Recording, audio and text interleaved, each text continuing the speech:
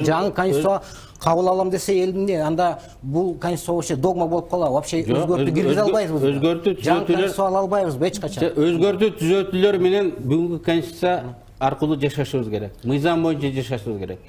Силер эч ким эмессиңер. Орусча айтканда вы никто. Вы никто. Это другой Анан вопрос. каалагандай кылып жасай беребиз, законду буза беребиз, мыйзамды буза беребиз дегенде вы никто. Текебаевди кыргыз эли чыны менен эле кандай десем, мындай саясаттан деле орун бергиси келбей калды да. Себеби деген куру сөз сыяктуу болду. Эл менен көп баарлашпайт. Баягы эле тилге салып эле андай мындай деп сүйлөй бергенин деле кажети жок азыр. Эл деген күткөнү жалаң жакшылык болуп отурат. Мындай жакшы жашоо, өнүгүү, өсүү, прогрессинде болсок деген ойдо. Бирок деген Текебаев үчүн менин оюм андай жакшы эмес. Өмүрбек Текебаев Жапаровго тийишпей эле жүрсүн, эме кылсын, кандай деп айтсам эми. Бут дос болсун да, кыскасы.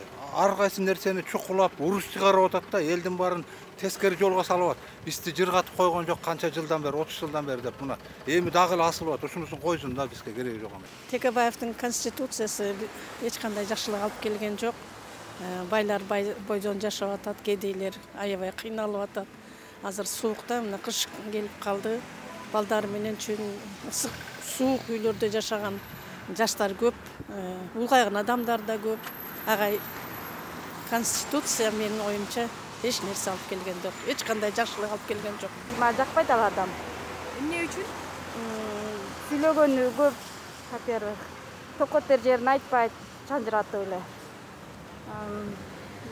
Бул биздин адам эмес да. Чындыгында эле.